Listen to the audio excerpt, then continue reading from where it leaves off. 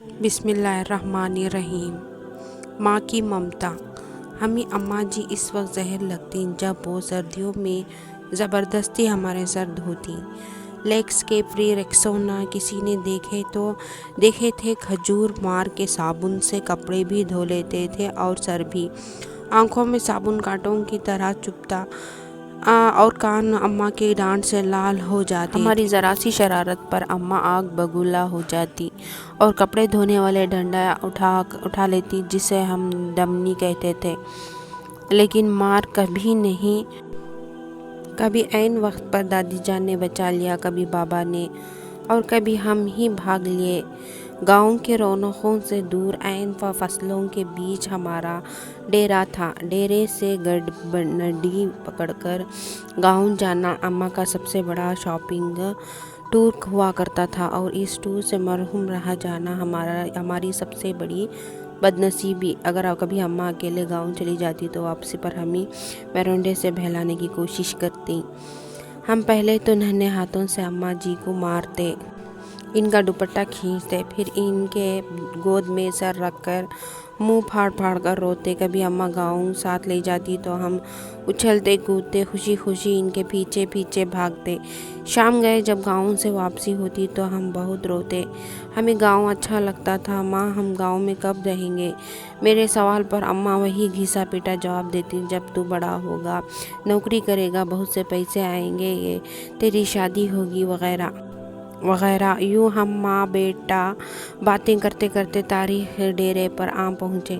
مجھے یاد ہے گاؤں میں بابا مظفر کے ہاں شادی کا جشن تھا۔ وہاں جلنے بجھنے والی بتیاں بھی لگی تھیں اور پٹاخے بھی پھوٹ رہے تھے۔ میں نے ماں کی بہت منت کی رات ادھر ہی ٹھہر جائیں، لیکن وہ نہیں مانی۔ جب میں ماں جی کے پیچھے روتا روتا گاؤں سے واپس آ رہا تو نیت میں فتور آ گیا اور چپکے سے واپس گاؤں لوٹ گیا۔ شام کا وقت تھا، ماں کو بہت دیر بعد میری گمشدگی کا اندازہ ہوا۔ وہ پاگلوں کی طرح رات کے اندھیرے میں کھیتوں میں آوازیں لگاتی اور ڈیرے سے لے کر گاؤں تک ہر کونے کونے میں لالٹین لٹکا کر جھانکتی رہی۔ رات گئے جب میں شادی والے گھر سے بازیاب ہوا تو وہ شیرنی کی طرح مجھ پر حملہ آور ہوئی۔ اس رات اگر گاؤں کی عورتیں مجھے نہ بچاتیں تو اماں مجھے مار ہی ڈالتیں۔ ایک بار ابو جی اپنے پیر صاحب کو ملنے سرگود ہا گئے ہوئے تھے۔ میں اس وقت 6-7 سال کا تھا، مجھے شاید بخار ہو گیا۔ اماں جی نے مجھے گرم چادر میں لپیٹ کر کندھے پر اٹھایا اور کھیتوں سے گزرتی 3 کلومیٹر دور گاؤں کے اڈے پر ڈاکٹر کو دکھانے لے گئیں۔ واپسی پر ایک کھالے کو پلانگتے ہوئے وہ کھیت میں گر گئیں، لیکن مجھے بچا لیا۔ انہیں شاید گھٹنے پر چوٹ آئی۔ ان کے منہ سے میرے لیے حسبی اللہ نکلا۔ یہ واقعی میری زندگی کا سب سے پرانی یادداشتوں میں سے ایک ہے۔ یقیناً وہ بڑی اہمیت والی خاتون تھیں اور آخری سانس تک محنت مشقت کی چکی پیستی رہی۔ پھر جانے کب میں بڑا ہو گیا اور اماں سے بہت دور چلا گیا۔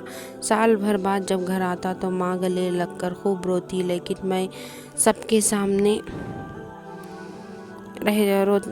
پھر بھی رات کو جب سو جاتے تو چپکے سے ماں کے ساتھ جا کر لیٹ جاتا اور اس کی چادر میں منہ چھپا کر خوب روتا۔ ماں کھیت میں چارہ کاٹتی اور بہت بھاری پنڈ سر پر اٹھا کر ٹوکے کے سامنے پھینکتی۔ کبھی کبھی خود ہی ٹوکے میں چارہ ڈالتی۔ جب میں گھر ہوتا تو مقدر بھر ان کا ہاتھ بٹاتا۔ جب میں ٹوکے چلاتے چلاتے تھک جاتا تو وہ سرگوشی میں پوچھتی، بات کروں تمہاری فلاں گھر میں؟ وہ جانتی تھی کہ میں پیدائشی عاشق ہوں اور ایسی باتوں سے میری بیٹری فل چارج ہو جاتی ہے۔ پھر ہم نے گاؤں میں گھر بنا لیا اور اماں نے اپنی پسند سے میری شادی کرا دی۔ میں فیملی لے کر شہر چلا گیا اور اماں نے گاؤں میں اپنی الگ دنیا بسا لی۔ وہ میرے پہلے بیٹے کی پیدائش پر شہر بھی آئیں۔ میں نے انہیں سمندر کی سیر بھی کرائی۔ کلفٹن کے ساحل پر چائے پیتے ہوئے انہوں نے کہا، اس سمندر سے تو ہمارا ڈیرے کا جھپڑا زیادہ خوبصورت لگتا ہے۔ ماں بیمار ہوئی تو میں چھٹی پر ہی تھا۔ انہیں کئی دن تک بس کو پان کھلا کر سمجھاتا رہا کہ معمولی پیٹ کا درد ہے، جلد افاق ہو جائے گا۔ پھر درد بڑھا تو شہر کے بڑے ہاسپٹل لے گیا، جہاں ڈاکٹر نے بتایا کہ جگر کا کینسر آخری سٹیج پر ہے۔ خون کی فوری ضرورت محسوس ہوئی تو میں خود بینک کے بیڈ پر جا لیٹا۔ ماں کو پتہ چلتا اس نے دکھ سے دیکھا انتہا کیوں دیا، خون خرید لاتے کہیں سے، پاگل کہیں کا۔ میں بامشکل اتنا کہہ سکا، ماں خون کی چند بوندوں سے تو وہ قرض بھی ادا نہیں ہو سکتا جو آپ مجھے اٹھا کر گاؤں ڈاکٹر کے پاس لے گئی تھی اور واپس پر کھالا پلانگتے وقت گر گئی تھی۔ وہ کھلکھلا کر ہنسی تو میں نے کہا، ماں مجھے معاف کر دینا، میں تیری خدمت نہ کر سکا۔ میرا خیال ہے کہ میں نے شاید ہی اپنی ماں کی خدمت کی ہوگی۔ وقت ہی نہیں ملا، لیکن وہ بہت فراخ دل تھیں۔ بستر مرگ پر جب بار بار اپنی کوتاہیوں کی ان سے معافی طلب کر رہا تو کہنے لگی، میں راضی ہوں بیٹا، کاہے کو بار بار معافی مانگتا ہے۔ ماں نے میرے سامنے دم توڑا، لیکن میں رویا نہیں۔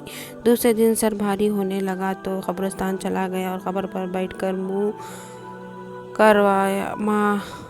ماں سے بچھڑے مدت سی ہو گئی، اب تو یقین بھی نہیں آتا کہ ماں کبھی اس دنیا میں تھی بھی کہ نہیں۔ آج بیت اللہ کا طواف کرتے ہوئے پٹھانوں اور سونیوں کے ہاتھ فٹ بال بناتے جانے کیسے دیوار کعبہ سے ٹکرایا۔ یوں لگا جیسے مدت بھر بعد پھر ایک بار ماں کی گود میں پہنچ گیا ہوں۔ وہی سکون جو ماں کی گود میں آتا ہے، وہی اپنائیت، وہی جس میں محبت میں خوف کا عنصر بھی شامل تھا۔ اس بار منہ پھاڑ کر نہیں، ڈھاڑے مار مار کر رویا۔ 70 ماؤں سے زیادہ پیار کرنے والا اور رب کعبہ اور ہم صدا کے شرارتی بچے۔